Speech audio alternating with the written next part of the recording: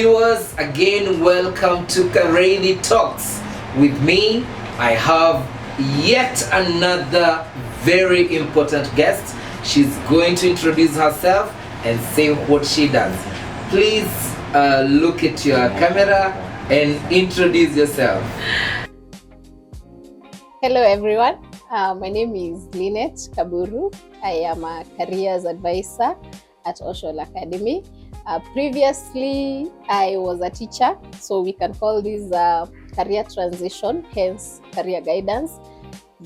So yes. Great.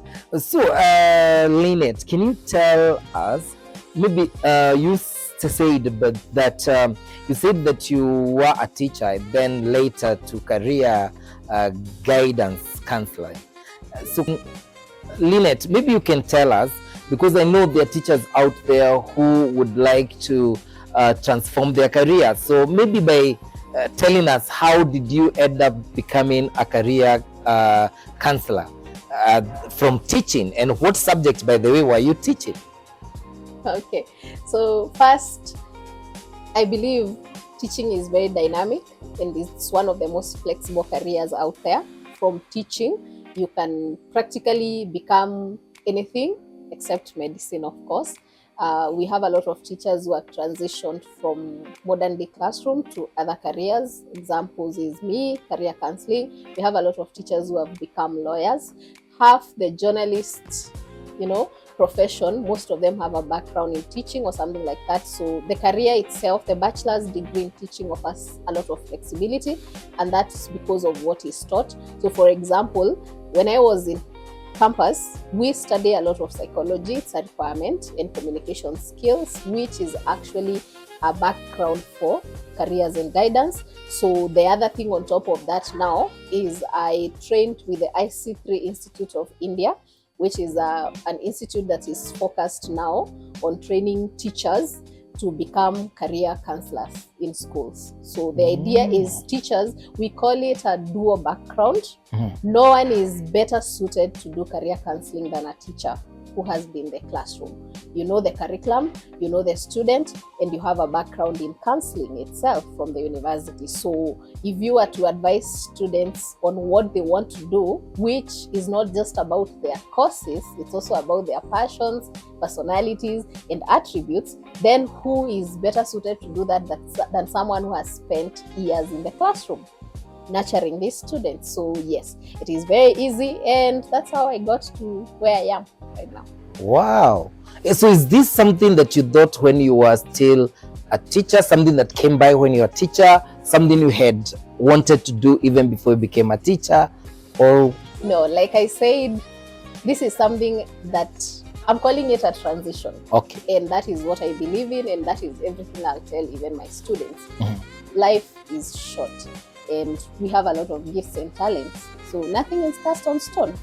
If I want to become a teacher, I can become a teacher. And if I want to transition into something else, all I have to do is harness the skills and talents that I have, and I can become practically anything I want to become. Yes. Wow. Great. So this institute that you have talked about, that you actually went, did your studies in, how did you come to know about it? Oh, curiosity, poking the internet, and a lot of those other things. Yes, actually, yes. I just found it on the internet and I applied and I got the scholarship. So we can say it's fate. So when I got in first, I just wanted to enhance the skills, just the way you are a teacher and you want to do a training in something. But then mid the program, I just realized actually this is something that I want to do. And the program offered that. So after I completed, I was just fortunate to get a job immediately after finishing the program. So, yeah. Right. So wow. I'm actually wowed by this, because so many people don't get to know about these things. There's someone else I interviewed another day, and he was talking about how people need to open their mind into courses out there, because they can really offer you an opportunity, quite something. Now let me ask you, now that you've been doing career guidance in an international school, how is it if you were to compare the structures, the policies behind career guidance in international schools with that of CBC schools? The difference in CBC and IGCSE, I would say, is one, resources, and two, priorities. So for the international schools, careers advising and guidance is an entity on its own. It is not a supplement to teaching and learning.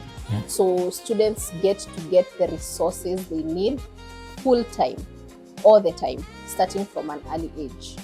You are going to find that in these schools, we have a department that is the careers department.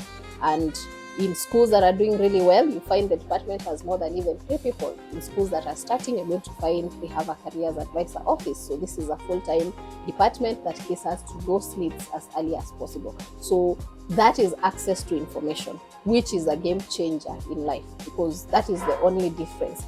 Access to information changes everything in life, no matter in what field you are, whether you're in education, whether you're in business, whatever you do, access to information changes anything. It sets you apart. On the other hand, I feel like the CBC, which is mostly in Kenyan schools, the schools, especially the government schools, this is a by the way program. And that is why you're going to find out that a teacher is the counselor. So this teacher has a workload, this teacher teaches, does 1, 2, 3, 4, and on top of that, they do counseling. And you're going to realize that in that way, this is not a main priority for these schools, which now limits access to resources and information. It goes down to, unless you ask, no one will tell you. For international schools, it is an objective, a goal to be achieved. Yes. Wow. Have you heard that? A goal to be achieved. Oh my goodness. Yeah. I really like that. So let me ask you, I've seen for example, schools inviting say motivational speakers, and they say, today we are having a career day, we are going to invite someone from out there to come and just talk to students. Do you think that there's much that can be achieved by just inviting someone on a day to come and talk to a group of students? I'll give a quick example. What we do, especially those of us who went through the 844 system, is theory. We did not have a blueprint. Some people became lawyers without ever meeting a lawyer. And then they graduate and get onto the field, and you're like, I can't do this.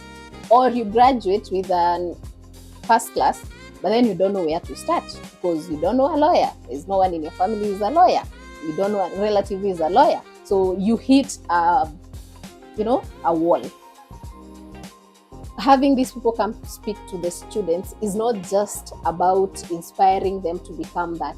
It is creating a path, a network. It might not be for all of them. If I go and speak to the students, I might not connect with the 300 students, but I might connect with 2. These students can have that contact. These students get the confidence and the self-esteem which makes the difference in the workforce of waking up, dressing up and walking to that company and applying for that job. Because while I was in high school, I met Safaricom, and these people who were working there talked to us. So for starters, you know a company in your industry, even if you've never been there.